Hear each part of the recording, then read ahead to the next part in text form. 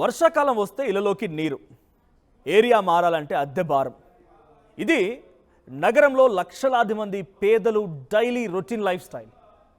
హైదరాబాద్లో గజం లక్షల్లో, ఎకరం కొన్ని వందల కోట్లలో. ఇలాంటి ఉన్నటువంటి పరిస్థితుల్లో ఈ కాలంలో కోర్ ఏరియాలో అపార్ట్మెంట్ కొనుక్కోవడం అంటే సామాన్యుడికి కేవలం ఒక కళ మాత్రమే.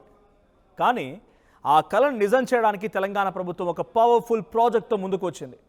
అక్షరాల కోట్లు విలువ చేసేటువంటి ప్రభుత్వ భూముల్లో పేదల ఆత్మగౌరవం కోసం అత్యాధునిక హంగులతో ఇందిరమ్మ ఇళ్లను నిర్మించి ఇవ్వబోతోంది. అసలు ఈ పథకం ఏంటి? ఎవరెవరు అర్హులుగా ఉండబోతున్నారు? ఎలా దరఖాస్తు చేసుకోవాలి? సో హైదరాబాద్లో ఉన్నటువంటి ప్రతి మిడిల్ క్లాస్ పర్సన్ కూడా ఈ వీడియో చూడాల్సిందే. సో మీరు ఎవరైనా అర్హత ఉంది అనుకుంటే కనుక వారికి వెంటనే ఈ వీడియోని షేర్ చేయండి. డెఫినెట్గా వారికి ఇది చాలా యూస్ఫుల్ అవుతుంది. ముందుగా ఈ ప్రాజెక్ట్ వెనుకున్నటువంటి విజన్ ఏంటో అర్థం చేసుకుందాం. సో మంత్రి పొంగులేటి శ్రీనివాసరెడ్డి మాట్లాడుతూ కొన్ని సంచలనాత్మక విషయాలు వెల్లడించారు. ఆయన గతంలో గ్రామీణ ప్రాంతాలకు మాత్రమే పరిమితమైనటువంటి ఇందిరమ్మ ఇల్లు అనేటువంటి ఈ పథకాన్ని, లేకపోతే ఈ స్కీమ్ని ఇప్పుడు హైదరాబాద్ సిటీకి తీసుకొచ్చారు. ఇప్పటికే రాష్ట్ర వ్యాప్తంగా మొదటి విడతలో సొంత స్థలం ఉన్నవారికి 4.5 లక్షల ఇళ్లని మంజూరు చేస్తే అందులో 2 లక్షలకు పైగా ఇల్లు ఈ ఆగస్టు నాటికే పూర్తి కావస్తున్నాయి. రెండో విడతలో భాగంగా మరో 2.5 లక్షల ఇల్లు కూడా ఇచ్చారు. ఒక్క గజం స్థలం కూడా లేనటువంటి నిరుపేదల పరిస్థితి ఏంటి మరి అని ఆలోచించినప్పుడే ఇప్పుడు క్యూర్ LIG అనేటువంటి ఈ పథకం తెరమిరికి వచ్చింది. 16 నియోజకవర్గాల్లో 7,680 ప్లాట్లు, ఒక్కో సెగ్మెంట్లో 480 వరకు కూడా ఉండే అవకాశం ఉంది. ఇల్లు నిర్మించాలని చెప్పి ప్రభుత్వం ఫేజ్ 1 టార్గెట్గా పెట్టుకుంది. 26 నియోజకవర్గాల్లో 1,00,000 ఇళ్ల నిర్మాణం చేయాలని చెప్పి పూర్తి లక్ష్యంగా పెట్టుకొని G+3 గ్రౌండ్ +3 ఫ్లోర్స్ అపార్ట్మెంట్ మోడల్ని వీటిని కట్టించి ప్లాట్ ఇవ్వబోతున్నారట. నగరానికి 35 కిలోమీటర్ల దూరంలో అడవుల్లో కట్టేటువంటి ఇల్లు పేదవాడికి వద్దు. నగరంలో రోడ్డు పక్కన అన్ని వసతులు ఉండేటువంటి ఇల్లే ఈ ఇందిరమ్మ ప్లాట్లు.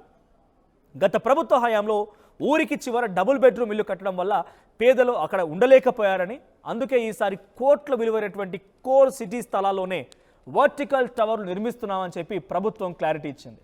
అన్నట్టు ఈ పథకానికి ఆకర్షణీయమైనటువంటి పేరు పెట్టడానికి పేరు పెట్టు గిఫ్ట్ పట్టు కంటెస్ట్ నిర్వహించారట. రాష్ట్ర వ్యాప్తంగా 14,000 మంది పాల్గొంటే నల్గొండ జిల్లాకు చెందినటువంటి కొండా నాగరాజు ఒక పేరు పెట్టేసి విజేతగా నిలిచి మంత్రుల చేతుల మీదుగా ₹1,00,000 నగదు బహుమతిని కూడా అందుకున్నారట ఆయన. ఇప్పుడు ప్రతి ఒక్కరి మనసులో మొదలైనటువంటి ప్రశ్న ఏంటంటే ఈ ఇల్లు ఎలా ఉంటుంది, ఎంత ఖర్చు అవుతుంది, ప్రభుత్వం ఎంత ఇస్తుంది? సో కంప్లీట్ డీటెయిల్స్ ఇందులో చెప్తాను మీకు. సో ముందుగా financial cost and buildings specifications చూద్దాం. సో ఇంటి కొలతలు మనం చూస్తే కనుక కార్పెట్ ఏరియా అంటే మనం ఉపయోగించేటువంటి ఆ ఏరియా 400 చదరపు అడుగులు ఉండాలి. Built up area 528 square feets. ఇవన్నీ ఆధునిక సదుపాయాలతోనే, ఫెసిలిటీస్తోనే అపార్ట్మెంట్ టైప్లో ఈ ప్లాట్లు ఉండబోతున్నాయట. ఇక బడ్జెట్ అండ్ సబ్సిడీ వివరాలపైన చూస్తే కనుక ఒక్కో ఫ్లాట్ నిర్మాణానికి అయ్యేటువంటి మొత్తం ఖర్చు ₹11 లక్షలు. దీన్ని ప్రభుత్వం అలాగే లబ్ధిదారుడు ఎలా సపరేట్ చేసుకుంటారంటే ప్రభుత్వం సబ్సిడీ కింద ₹5 లక్షలు ఇస్తే లబ్ధిదారుడు చేతి నుంచి ₹6 లక్షల ఖర్చు పెట్టుకోవాలి. అంతేకాకుండా ప్రభుత్వం అత్యంత విలువైనటువంటి స్థలాన్ని ఉచితంగా ఇస్తోంది. లబ్ధిదారుడికి చెందాల్సినటువంటి ₹6 లక్షల్ని ఒకేసారి కట్టనక్కర్లేదు. 4 విడతల్లో కూడా ఆ లబ్ధిదారుడు కట్టొచ్చు. మరి ఎలా దానికి? స్టేజ్ 1 ఇల్లు కేటాయించగానే ₹1,00,000 కట్టాలి. స్టేజ్ 2 పిల్లర్లు స్లాబ్ పడ్డ తర్వాత ఇంకో ₹2 లక్షల చెల్లించాల్సింది. ఇక గోడలు ప్లాస్టింగ్ ఫినిషింగ్ సమయంలో ఇంకో ₹2 లక్షలు. ఇక తాళాలు చేతికిచ్చే సమయానికి లబ్ధిదారుడు చివరి ₹1,00,000 కట్టి మొత్తంగా ₹6 లక్షల లబ్ధిదారుడు చేతి నుంచి ప్రభుత్వం ₹5 లక్షలు, మొత్తంగా 11 లక్షలతోని ఆ ఫ్లాట్ని సొంతం చేసుకోవచ్చు. ఇప్పుడు అత్యంత ఇంపార్టెంట్ టాపిక్ ఏంటంటే ఈ ఇల్లుకు ఎవరు అప్లై చేసుకోవచ్చు, అర్హతలు ఏముండబోతున్నాయి? ప్రభుత్వం చాలా కఠినమైన రూల్స్ పెట్టింది. ఏంటి ఆ రూల్స్? డూప్లికేషన్ లేదా అర్హత లేని వారు వస్తే వెంటనే రిజెక్ట్ చేస్తారట. అర్హతల చెక్ లిస్ట్ ఒకసారి చూస్తే కనుక నివాస ధృవీకరణ అంటే రెసిడెన్స్ సర్టిఫికేట్. సో దరఖాస్తుదారుడు హైదరాబాద్ క్యూర్ అంటే ORR లోపల ఉన్నటువంటి వ్యక్తి మాత్రమే ఉండాలి. 10 years పైబడి ఇక్కడే నివసిస్తున్న వ్యక్తి అయి ఉంటే ఇంకా చాలా కీలకం. ఇక సొంత ఆస్తి ఉండకూడదు. కుటుంబంలో ఎవరి పేరున్నా ఓఆర్ఆర్ లేదా లోపల, క్యూర్ అంటేనే ఓఆర్ఆర్ లోపల. సో దీని లోపల ఫ్లాట్లు, ఇల్లు ఇలాంటివి కూడా ఉండకూడదు. గత లబ్ధిదారులు ఎట్టి పరిస్థితుల్లో కూడా కాకూడదు. గతంలో కూడా ఎక్కడ ఇందిరా మిల్లు వచ్చిన అవకాశం ఉండకూడదు. గతంలో ప్రభుత్వం ద్వారా ఎలాంటి హౌసింగ్ స్కీమ్ ప్రయోజనం పొంది ఉండకూడదు. ఇక ఆదాయం లిమిట్ అంటే ఫైనాన్షియల్ లిమిట్ ఏంటంటే కుటుంబం సంవత్సరం ఆదాయం 6 లక్షల లోపు ఉండాలట.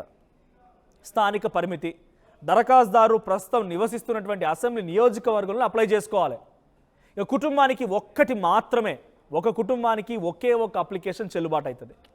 ఇక ఈ పథకంలో పూర్తి పారదర్శకతతోని దాంతోపాటుగా రిజర్వేషన్లను అమలు చేస్తున్నారట.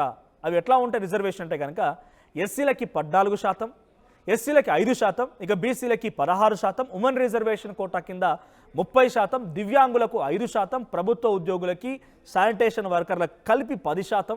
ఇందిరమ్మ ఇల్లు అప్లై చేసుకునే వారికి ప్రభుత్వం కొన్ని షరతులు కూడా పెట్టింది. ఈ రిజర్వేషన్లతో పాటు ఇల్లు పొందినటువంటి లబ్ధిదారులు ఈ ఫ్లాట్ను 10 ఏళ్ల పాటుగా అమ్మడానికి కానీ అద్దెకి ఇవ్వడానికి కానీ ఎట్టి పరిస్థితుల్లో వీల్లేదు. ఇది కేవలం మీరు ఉపయోగించుకోవడం కోసం, మీరు నివసించడం కోసం మాత్రమే. ఇప్పుడు అప్లికేషన్ ఎలా చేయాలనేది స్టెప్ బై స్టెప్ ప్రాసెస్ చెప్తాను మీకు నేను. సో డీటెయిల్డ్గా చూస్తూ మీరు అప్లై చేసే ప్రాసెస్ని కూడా ఫాలో అవ్వండి. చాలా సింపుల్. సో డిజిటల్ ప్రాసెస్ మొత్తం కూడా జూలై 21 నుండి ఆగస్ట్ 10 వరకు అప్లికేషన్ టైం ఉంటుంది. సో మీరు ముందుగా 3 స్టెప్స్ని ఫాలో అవ్వాలి. సో ఏంటి అవి? మీ సేవా కేంద్రాల ద్వారా లేదా వాట్సాప్ నెంబర్ ఏంటంటే 8096958096. ఇది ఒక వాట్సాప్ నెంబర్. దీనికి మెసేజ్ చేసి అప్లై చేసుకోవచ్చు. అలాగే tghb.cgg.government.in ద్వారా కూడా మీరు అప్లై చేసుకోవచ్చు. 100 రూపాయల అప్లికేషన్ ఫీజు ఉంటుంది. ఇది నాన్ రిఫండబుల్, మళ్ళీ మీకు తిరిగి రాదుగా. దీంతో పాటుగా 10,000 రూపాయల టోకెన్ అడ్వాన్స్ రూపంలో కూడా డిపాజిట్ చేయాల్సి ఉంటుందట. ఒకవేళ మీకు ఇల్లు రాకపోతే ఆ 10,000 రూపాయలు మళ్ళీ మీ ఖాతాలోకి రిఫండ్ అయిపోతాయి. ఒకవేళ ఇల్లు వస్తే కనుక ఈ 10,000 రూపాయలు 6 లక్షల రూపాయలు మీరైతే సర్దుబాటు చేయాల్సి ఉంటుందో దాంట్లో కట్ చేసుకుంటారు. ఇక ఈ పథకానికి అవసరమైనటువంటి డాక్యుమెంట్లు ఏవో తెలుసా? అప్లై చేసేటప్పుడు దరఖాస్తుదారుని యొక్క ఆధార్ కార్డు కావాలి. అలాగే 10 ఏళ్ల పాటుగా మీరు లోకల్గా హైదరాబాద్లోనే ఆ నియోజకవర్గ పరిధిలో ఉన్నట్టుగా రెసిడెన్స్ సర్టిఫికేట్ కావాలి. సో దరఖాస్తు సమయంలో ఇన్కమ్ సర్టిఫికేట్ అప్లోడ్ కూడా మనం పెద్దగా చేయనవసరం లేదు. లాటరీ ఎంపిక తర్వాత ఫీల్డ్ వెరిఫికేషన్ సమయంలో అది చూపిస్తే సరిపోతుంది. సెలక్షన్ ప్రాసెస్ ఎలా ఉంటుందంటే 360 డిగ్రీస్ డిజిటల్ వెరిఫికేషన్, డూప్లికేషన్లు, తప్పుడు సమాచారం, సాఫ్ట్వేర్ ఫిల్టర్లు ఇవన్నీ కూడా చేసిన తర్వాత 360 డిగ్రీస్ అంటేనే మొత్తం వెరిఫై అయిన తర్వాతనే ఇల్లు కేటాయిస్తారు. ఇక తర్వాత కంప్యూటరైజ్డ్ లాటరీ ద్వారా లబ్ధిదారులు ఎంపిక చేస్తారు. వచ్చి చిట్టి తీయడం కాదు, కంప్యూటరైజ్డ్ లాటరీ సిస్టమ్ ఉంటుంది.